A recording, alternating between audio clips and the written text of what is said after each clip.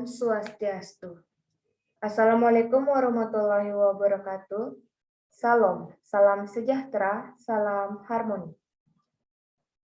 Yang terhormat dosen perilaku keorganisasian, Bapak Nyoman Ari Surya Darmawan, SE MSA. Yang kami hormati seluruh teman-teman kelas D. Puji syukur kehadirat Tuhan Yang Maha Esa yang telah memberikan hikmat yang begitu luar biasa untuk kita semua. Pada pagi hari ini, saya Nuwayan Rosariswana yang akan berperan sebagai moderator. Dan topik yang akan kita bahas di diskusi kali ini adalah pengantar dan latar belakang perilaku keorganisasian. Sebelumnya, izinkan saya untuk memperkenalkan anggota dari kelompok 1. Yang pertama, Luh Putu Febriana Widya Iswari, Nuwayan Rosariswana, Firda Emilia Kusdiana, dan Dewa Putu Jari Arianto. Materi yang pertama akan dipaparkan oleh rekan saya, Dewa Putu Jari Arianto. Saya persilakan.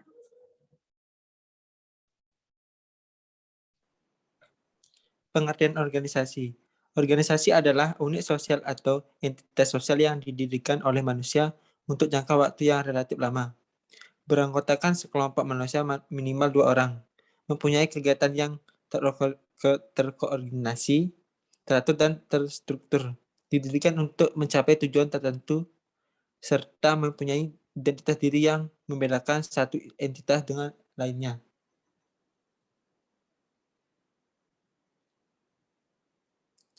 Karakteristik organisasi. Yang pertama, unit atau entitas sosial. Sebagai entitas sosial, organisasi umumnya didirikan untuk jangka waktu yang relatif lama. Keberadaan sebuah organisasi tidak terkait dengan masih ada atau tidaknya pendiri organisasi tersebut. Yang kedua, beranggotakan minimal 2 orang. Tanpa keterlibatan manusia, sebuah entitas sosial tidak bisa dikatakan sebagai organisasi. Yang ketiga, berpola kerja yang terstruktur. Bersyarat bahwa organisasi harus beranggotakan minimal 2 orang, menegaskan bahwa berkumpulnya 2 orang atau lebih belum dikatakan sebagai organisasi, manakala berkumpulnya 2 orang atau lebih tersebut tidak terkoordinasi dan tidak mempunyai pola kerja yang terstruktur. Yang keempat, mempunyai tujuan. Didirikannya sebuah organisasi bertujuan agar sekelompok manusia yang bekerja dalam satu ikatan kerja lebih mudah mencapai tujuan ketimbang mereka harus bekerja sendiri-sendiri. Yang kelima, mempunyai identitas diri. Jika sekelompok manusia di organisasi untuk melakukan kegiatan, jadilah sekelompok manusia tersebut sebagai entitas sosial yang berbeda dengan entitas sosial lainnya. Dimensi organisasi. 1. Dimensi struktural. Formalisasi organisasi. Dimensi ini berkaitan dengan seberapa banyak sebuah organisasi membuat dan mendokumentasikan aturan. Yang kedua, spesialisasi. Dimensi ini sering disebut sebagai division of labor atau pembagian kerja. Yang ketiga, standarisasi kerja. Yang dimaksud dengan standarisasi kerja adalah suatu ukuran kerja atau cara kerja tertentu yang harus dipatuhi oleh karyawan dalam melakukan kegiatan-kegiatan kerja, khususnya untuk kegiatan-kegiatan yang sejenis. Yang keempat, hierarki organisasi. Dimensi ini biasanya ditujukan dalam bentuk struktur atau organisasi. Yang kelima, kompleksitas organisasi. Dimensi ini menunjukkan jumlah aktivitas atau subsistem yang ada dalam organisasi. Yang keenam, sentralisasi adalah pengambilan keputusan dalam organisasi. Yang ketujuh, profesionalisme adalah tingkat pendidikan formal dan latihan yang harus dimiliki karyawan untuk suatu posisi jabatan tertentu. Yang kedelapan, rasio personel. Dimensi ini merujuk pada penempatan karyawan pada berbagai fungsi organisasi dan berbagai departemen dalam lingkungan organisasi. 2. Dimensi kontekstual. 1. Ukuran atau besaran organisasi. Dimensi ini biasanya ditunjukkan dengan jumlah karyawan yang bekerja pada sebuah organisasi. Yang kedua, teknologi yang digunakan. Teknologi adalah salah satu alat untuk mengubah input menjadi output. Yang ketiga, lingkungan organisasi. Lingkungan organisasi meliputi semua elemen di luar organisasi yang berpengaruh terhadap keberadaan organisasi. Yang keempat, tujuan dan strategi organisasi. Tujuan organisasi biasanya dinyatakan secara tertulis yang mengidentifikasikan keinginan yang hendak dicapai oleh sebuah organisasi. Yang kelima, budaya organisasi. Budaya organisasi sering dipahami sebagai alat set nilai, keyakinan, kepahaman, dan norma perilaku yang dipahami dan dipraktikkan secara bersama-sama oleh karyawan.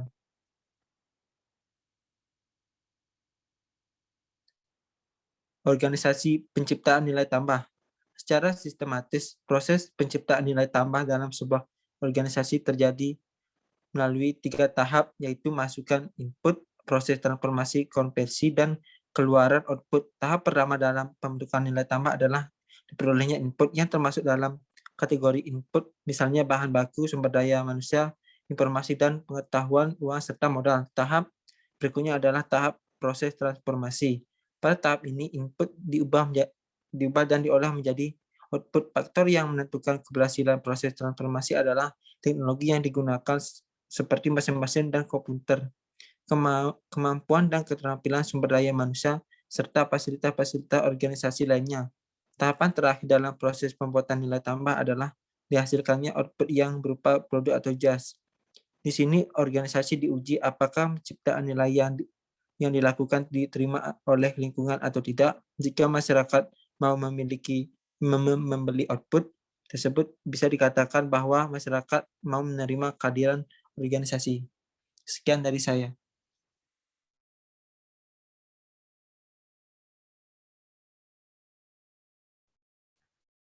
Baik, di sini saya akan melanjutkan materi yang pertama, yaitu manfaat organisasi bagi kehidupan manusia. Adapun manfaat organisasi bagi kehidupan manusia yang pertama, dapat mencapai tujuan yang diharapkan bersama dengan lebih efisien. Terbentuknya suatu organisasi tentu memiliki suatu tujuan yang berkaitan dengan hajat para anggota yang hendak dicapai. Yang kedua, permasalahan dapat teratasi dengan mudah. Dalam suatu kehidupan, khususnya kehidupan berorganisasi, timbulnya permasalahan merupakan hal yang sudah biasa terjadi. Yang ketiga, timbulnya semangat kerjasama. Dalam setiap hal yang berkaitan dengan orang banyak, tentu tidak dapat dibebankan hanya pada satu orang saja, tetapi dibutuhkan kerjasama dari anggota lainnya. Yang keempat, mengembangkan kemampuan public speaking. Bagi sebagian orang, memiliki kemampuan dan keberanian untuk berbicara di depan umum merupakan hal yang tidak mudah. Yang kelima, melatih jiwa kepemimpinan. Setiap orang dari kamu adalah pemimpin, dan kamu bertanggung jawab terhadap kepemimpinan. Maksud dari pernyataan tersebut adalah bahwa setiap orang pasti akan menjadi seorang pemimpin, baik itu bagi dirinya sendiri maupun bagi orang lain. Yang keenam, dapat melatih seseorang untuk berinteraksi dengan berbagai karakter yang berbeda. Suatu organisasi tentu terdiri lebih dari satu orang, di mana orang yang satu dan yang lainnya memiliki sifat dan karakter yang berbeda. Yang ketujuh, memperluas wawasan dan pengetahuan seseorang. Kegiatan seminar, lokakarya, pelatihan, maupun kegiatan-kegiatan lainnya merupakan salah satu agenda yang ada dalam suatu organisasi seiring berjalannya pengaruh globalisasi. Yang kedelapan, dapat memperluas pergaulan seseorang. Dalam suatu organisasi, terdapat keterkaitan di antara anggota yang satu dengan anggota yang lainnya. Yang kesembilan, dapat menunjukkan jati diri dan kepribadian seseorang. Pada umumnya, seseorang yang aktif dalam berorganisasi, khususnya bagi para remaja, akan dapat menemukan jati diri serta kepribadian mereka. Yang ke-10, membentuk emotional intelligence quotient. Selain kepribadian, keberadaan lingkungan dalam organisasi yang dibentuk akan mampu mempengaruhi perkembangan emosi seseorang. Yang ke-11, dapat membantu seseorang untuk bisa membagi waktunya. Berbagai ungkapan telah menunjukkan pentingnya waktu bagi kita, seperti ungkapan yang menyatakan bahwa waktu adalah uang. Yang ke-12, dapat membantu seseorang untuk bisa lebih bertanggung jawab. Seseorang yang aktif dalam organisasi akan dapat menumbuhkan rasa tanggung jawab di dalam dirinya. 13, dapat menumbuhkan disiplin dan etos kerja bagi seseorang. Hal lain yang bisa diperoleh seseorang dari berorganisasi adalah peningkatan disiplin serta etos kerja di dalam dirinya. 14. Dapat menumbuhkan sifat percaya diri seseorang. Memiliki rasa percaya diri adalah salah satu hal yang dibutuhkan dalam pergaulan seseorang, dan organisasi merupakan wadah yang tepat untuk mendapatkan hal itu. Yang ke-15, dapat melatih seseorang untuk lebih kuat dalam menghadapi tekanan.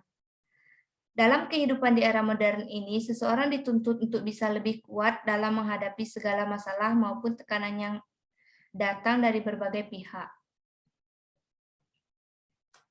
Baik, itulah penjelasan dari materi yang pertama. Kemudian saya akan melanjutkan untuk menjelaskan materi yang kedua, yaitu peran organisasi bagi kehidupan manusia.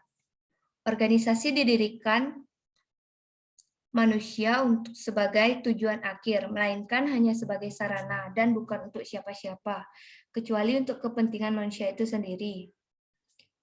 Pernyataan ini menunjukkan bahwa ada alasan-alasan tertentu mengapa seseorang atau sekelompok orang mendirikan organisasi. Terus, peranan dan kemampuan manusia yang harus dimiliki untuk mengelola organisasi. Yang pertama, peranan manajer dalam organisasi.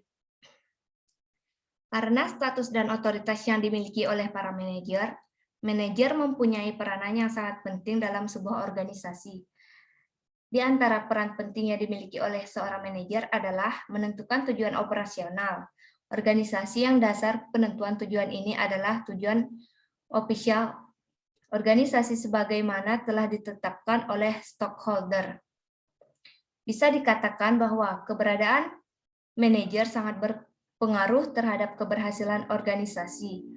Untuk itu, seorang manajer harus memiliki satu set perilaku atau peran manajerial, sehingga organisasi bisa mencapai tujuan seperti yang diharapkan para pemilik modal. Yang kedua, peran interpersonal. Peran interpersonal muncul karena status dan otoritas formal yang dimiliki para manajer. Peran ini meliputi hubungan antara manusia yang berupa ketokohan, kepemimpinan, dan kemampuan seorang manajer menjadi penghubung. Dalam peran ketokohan, seorang manajer menjadi representasi organisasi dalam acara-acara semi-formal dan kegiatan-kegiatan simbolis. Yang ketiga, peran informasional. Manajer sering dijuluki sebagai pusat saraf bagi organisasi. Julukan ini muncul karena dalam melakukan kegiatannya, manajer selalu membuat jaringan kerja atau networking dengan pihak lain dalam rangka berbagi informasi dan membuat kontrak atau kesepakatan. Kesepakatan ini kadang-kadang dilakukan oleh seorang manajer pada saat dia melakukan peran ketokohan atau sebagai penghubung. Untuk mencapai tujuan tersebut, informasi harus dimonitor, disebarluaskan, dan disampaikan kepada pihak yang berkepentingan. Yang keempat, peran pengambilan keputusan atau decisional. Setelah seorang manajer memperoleh informasi, ia kemudian menggunakannya untuk mengambil keputusan organisasi, misalnya tentang kapan dan bagaimana organisasi harus menetapkan tujuan, mengubahnya, dan melakukan tindakan-tindakan untuk mencapai tujuan tersebut.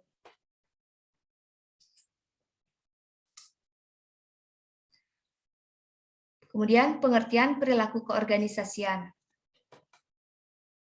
Dalam buku Organizational Theory and Design tahun 1992, Richard L. Depp membedakan pengertian perilaku organisasi dan teori organisasi.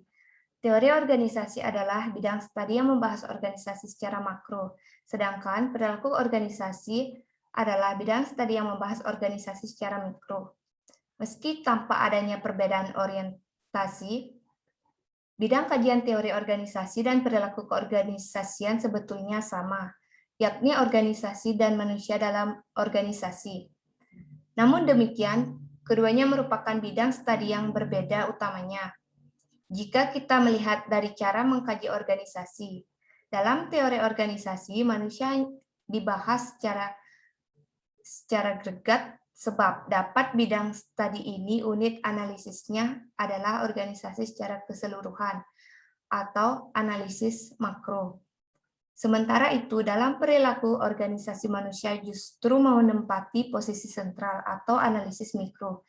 Di sini, manusia akan diperlakukan sebagai tempat berpijak untuk memahami organisasi secara keseluruhan. Baik, itulah penjelasan dari materi yang kedua.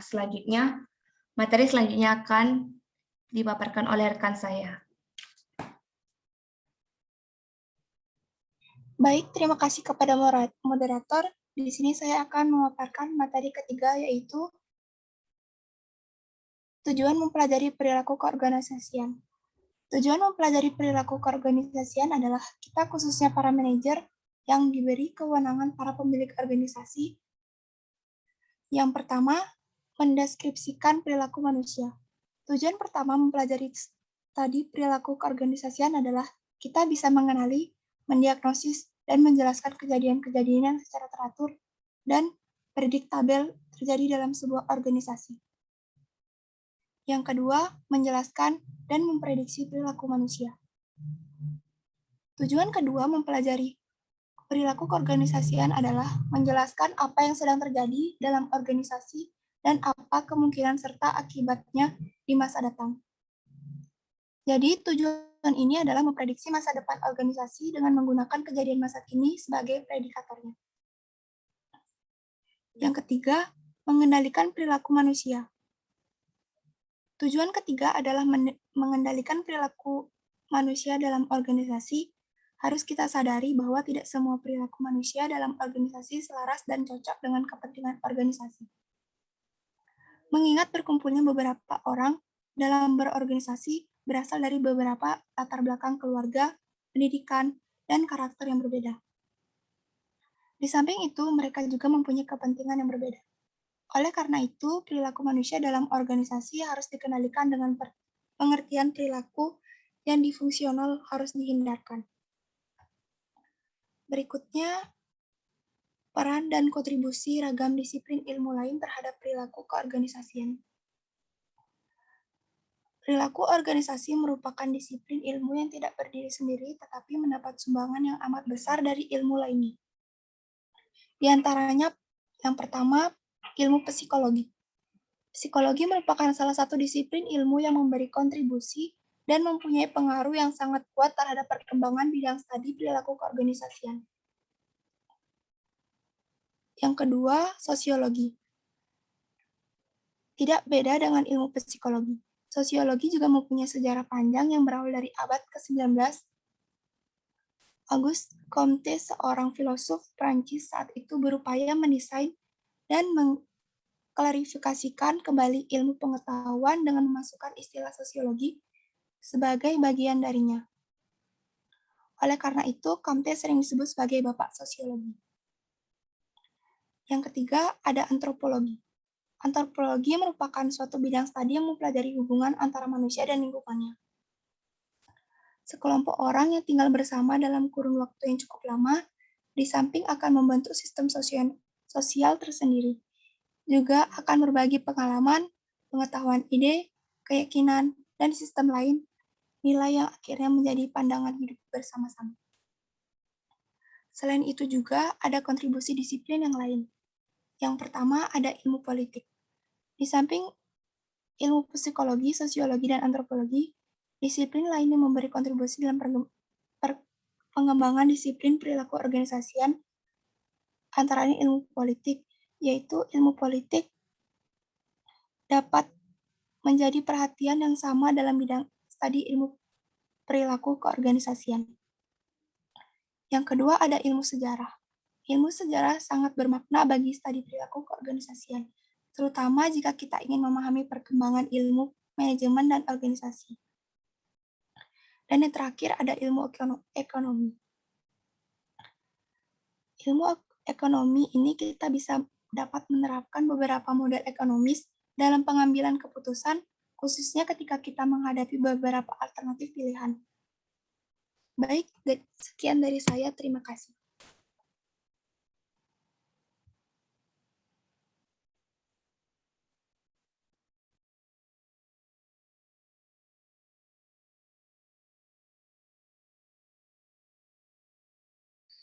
Baik, itulah materi dari materi yang ketiga. Kemudian materi yang selanjutnya dijelaskan oleh rekan saya.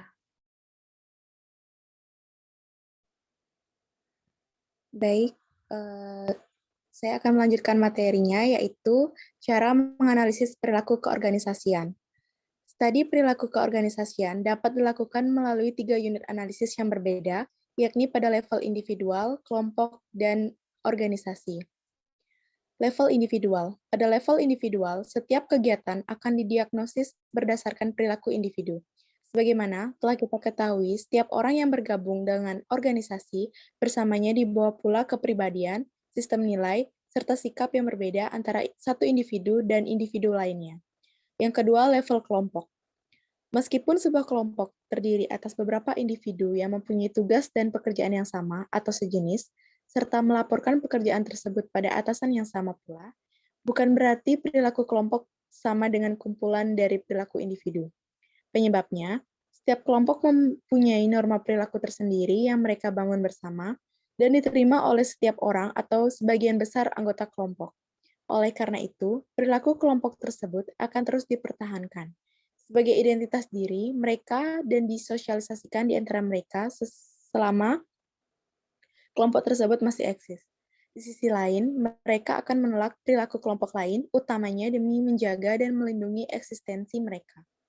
Yang ketiga yaitu level organisasi. Organisasi adalah kumpulan dari individu, tetapi seperti halnya dalam perilaku kelompok, kumpulan perilaku individu bukan cerminan dari perilaku organisasi. Pada level ini, semua kejadian yang terjadi dalam organisasi akan dianalisis dalam konteks organisasi. Dalam hal ini, dimensi-dimensi organisasi seperti struktur, desain, dan kultur organisasi akan dipahami sebagai determinan yang mempengaruhi perilaku individu dan perilaku kelompok secara keseluruhan. Hal ini akan berpengaruh terhadap perilaku organisasi. Selanjutnya yaitu lingkungan eksternal organisasi. Di samping level individual, kelompok, dan organisasi, lingkungan eksternal organisasi juga menjadi variabel penting dalam menganalisis perilaku keorganisasian. Penyebabnya, manusia tidak bisa hidup dalam lingkungan yang terisolasi. Mereka pasti berinteraksi, baik dengan sesama dengan lingkup organisasi, maupun dengan mereka yang berada di luar organisasi. Oleh karena itu, kejadian-kejadian dalam organisasi juga dipengaruhi oleh beberapa faktor yang berasal dari luar organisasi. Dengan kata lain, faktor lingkungan eksternal merupakan variabel penting yang tidak boleh diabaikan dalam memahami perilaku manusia dan perilaku organisasi. Selanjutnya, sejarah, tren, dan tantangan dalam mempelajari perilaku keorganisasian. Sejarah singkat perilaku keorganisasian.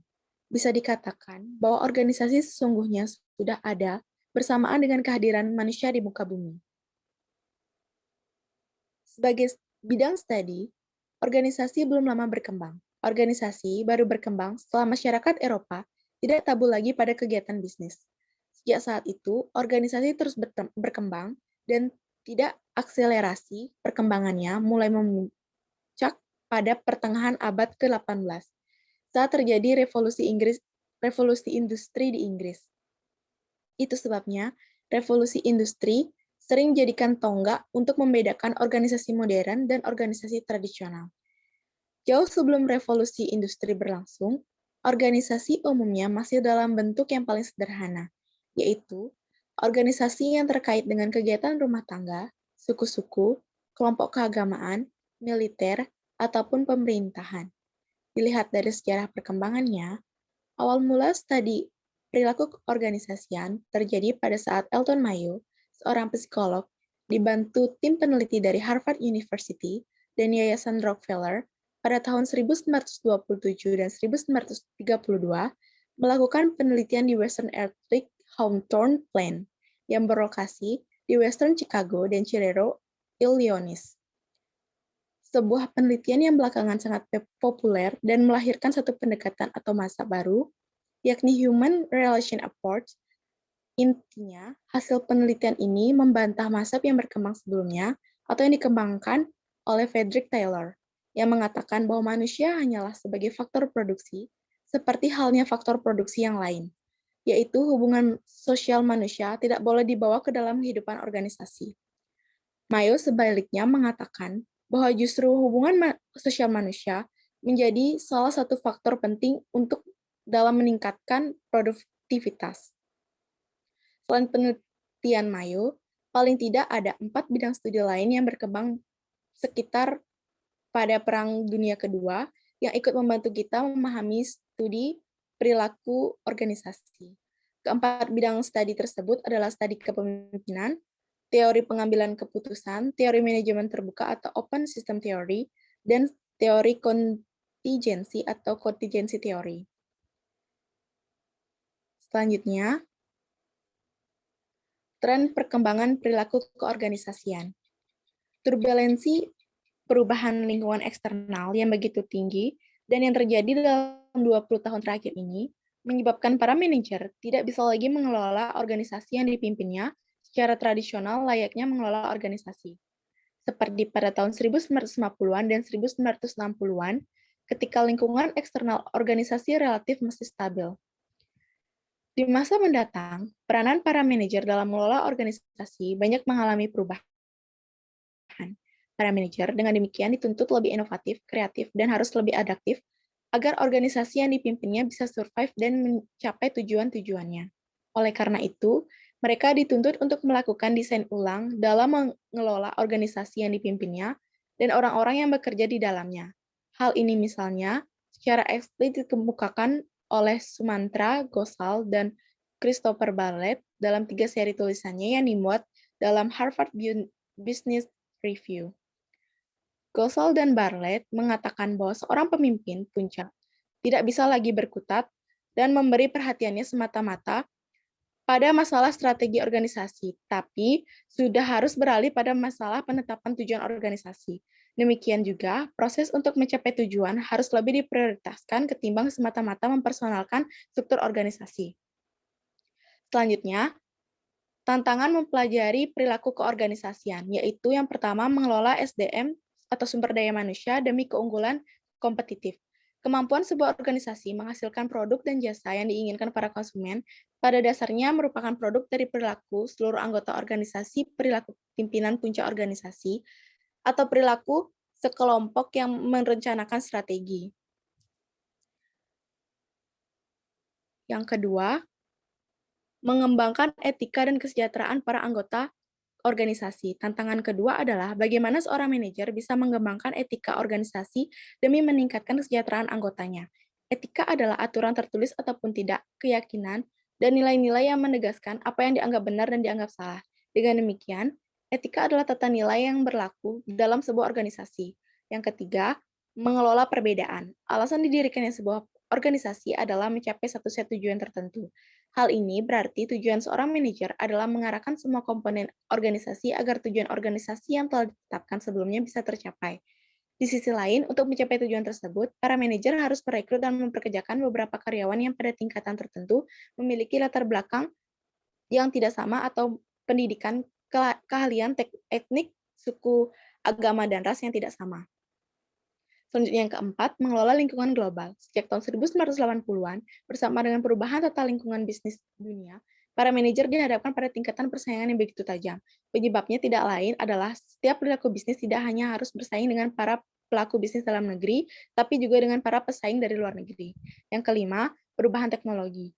Tantangan kelima yang dihadapi tadi perilaku keorganisasian adalah perubahan teknologi yang terjadi sejak 1980-an dari energi-based ke elektronik-based teknologi. Dari sisi sumber daya manusia, mesin-mesin yang mekanistis ini ternyata membutuhkan operator yang kualifikasinya terlatih serta mempunyai keterampilan dan pengetahuan yang spesifik. Akibatnya, sifat manusia lebih mekanitis dan terkotak-kotak.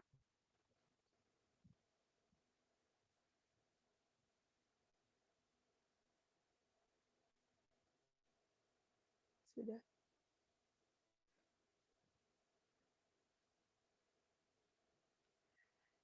Kesimpulannya, organisasi sering didefinisikan sebagai sekelompok manusia yang bekerja sama dalam rangka mencapai tujuan bersama. Dari keterangan yang di atasnya sudah disebutkan, kita bisa menarik kesimpulan bahwa perilaku keorganisasian merupakan penerapan pengetahuan tentang bagaimana orang, individu, dan kelompok bertindak dan bereaksi dalam suatu organisasi untuk mencapai kualitas kinerja tertinggi dan hasil yang memuaskan.